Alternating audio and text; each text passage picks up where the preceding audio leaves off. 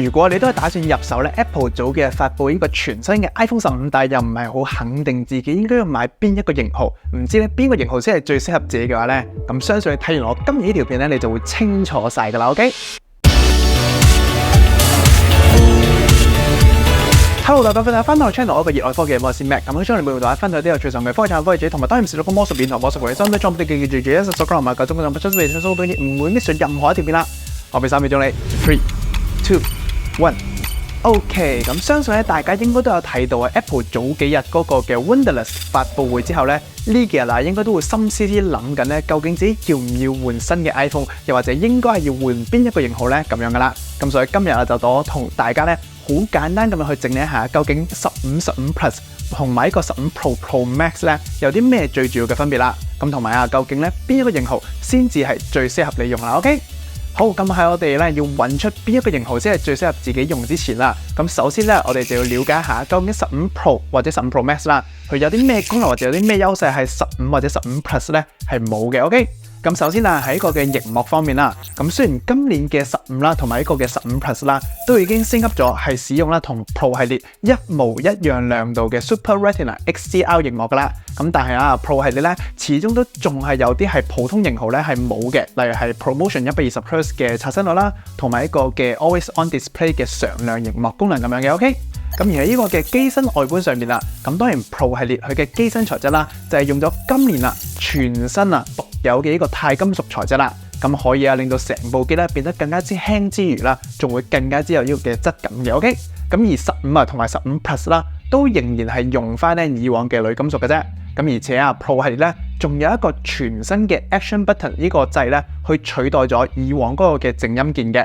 咁而且啊，你仲可以自定義咧各種唔同嘅功能去俾個嘅 Action Button 去使用嘅。咁呢個就係15啦，同埋15 Plus 咧都冇嘅功能嚟嘅。咁而嚟到係最重要嘅鏡頭方面啦，今年啊佢嘅15啦同埋15 Plus 啊，其實咧我覺得都算係一個好大嘅升級嚟嘅。佢就係用咗啦上一年14 Pro 嘅4800萬像素主鏡頭啦，咁由於佢呢個嘅4800萬像素嘅高像素嘅原因啦，咁所以變相咧今年就仲增加咗一個以往啊普通系列一直都缺少咗嘅2倍變焦鏡頭嘅焦距啦。但係啊，當然咧 Pro 系列都有一啲咧佢哋冇嘅嘢嘅，咁例如係呢個微距攝影嘅功能啦，Apple Pro RAW 啦，夜間模式嘅人像拍攝啦，要插 SSD 外錄先至拍到嘅 ProRes 4K 60格影片啦，Lock 模式嘅編碼所帶嚟更加之大嘅色彩後製空間啦，同埋當然最重要嘅就係15 Pro 上面嘅呢個3倍長焦鏡頭，同埋15 Pro Max 上面嗰個嘅5倍長焦鏡頭啦。咁喺呢度啊，都提一提大家先。今年嘅 Pro 同埋 Pro Max 咧係有分別嘅。咁如果你係上個發佈會上面啊，嗰個講到好勁、好犀利嘅嗰個4重反射棱鏡結構係裏邊嗰個嘅120mm 5倍長焦距鏡頭嘅話咧，咁你就一定要買一個貴啲嘅15 Pro Max 先至有啦。而15 Pro 上面咧係冇嘅，所以千祈唔好搞錯啊。咁最後啊，仲有一個比較明顯嘅分別啦，就係佢哋今年嗰個手機接口啦。咁雖然佢哋今年啊全部都將呢個嘅 Lightning 接口啦改咗做 USB-C 嘅接口，咁但係 Pro 系列嘅 USB-C 接口咧係可以 support 到最高10 Gbps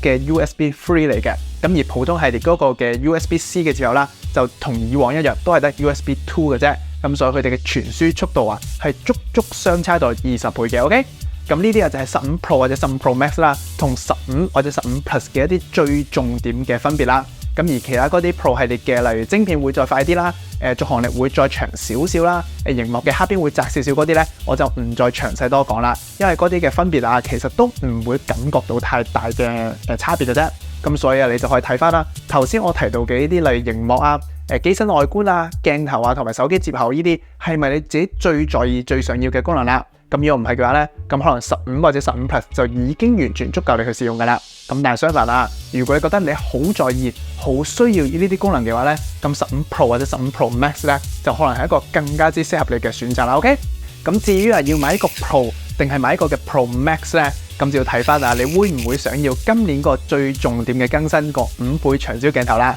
咁只不過啊，我就覺得咧喺日常使用嘅場景裏邊啊，其實3倍長焦鏡頭咧係會實用過呢個嘅5倍長焦鏡頭嘅。同埋喺3倍至5倍咧呢個嘅變焦區間裏邊啊，15 Pro 咧佢嘅畫質啊係會好過15 Pro Max 嘅添，因為15 Pro 係用緊佢嗰個3倍長焦鏡頭啦去做呢個嘅裁切嘅，咁而15 Pro Max 咧就用緊佢嘅主鏡頭去做裁切嘅，咁但係當然啦，去到5倍之後咧就一定係15 Pro Max 佢嘅畫質會更加之好嘅，咁只不過啊我考慮嘅點咧就係你使用到佢嘅頻率有幾高啦。咁所以呢個咧，亦都係你決定要買15 Pro 定係15 Pro Max 嘅時候咧，你要諗清楚嘅一個 point 嚟嘅 ，OK？ 好，咁嚟到呢個嘅容量方面啦，你就可以根據翻咧你自己而家用緊嗰部機啦，佢嘅實際容量去判斷翻自己應該要買幾大嘅容量嘅。咁我個人建議啊，就真係咧要由256G 起跳會好啲啦，因為今年啊所有嘅型號嘅 iPhone 啦都有呢個嘅4800萬像素嘅主鏡頭啊，咁而佢哋嘅主鏡頭啦，佢 default 啊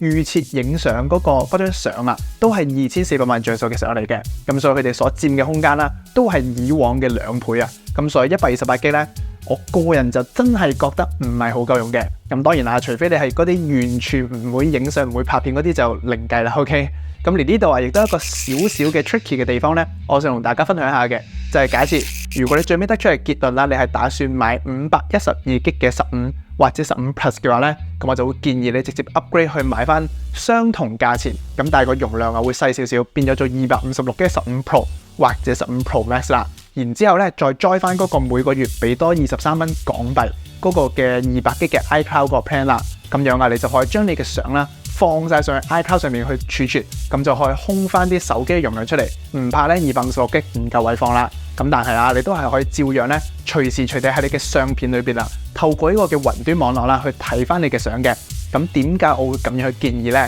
因為咁樣啊，佢嘅好處咧就係你只需要每個月俾多23蚊嘅港幣。俾嗰個嘅 iCloud Plus 啦，咁你就可以擁有埋我頭先所講到嘅 Pro 系列，佢哋先有嘅嗰啲額外嘅功能特點啦。咁就算係繼續1年都好啦，你都係俾多276蚊嘅啫。咁我自己個人啊，就覺得真係完全係值得去俾嘅。OK，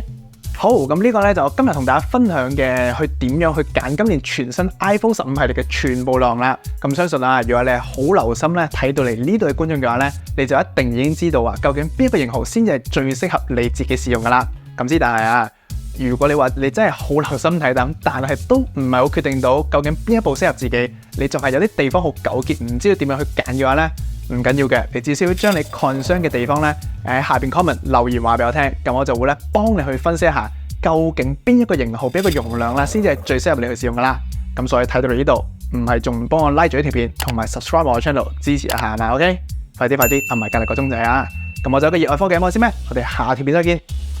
Peace。雖然我都好想要個5倍長焦鏡頭，咁但我應該會因為呢個大細嘅方便性同埋個實用性上面啦，我應該都會揀翻15 Pro。顏色當然就係黑色啦，係咪先？容量就係512G，perfect。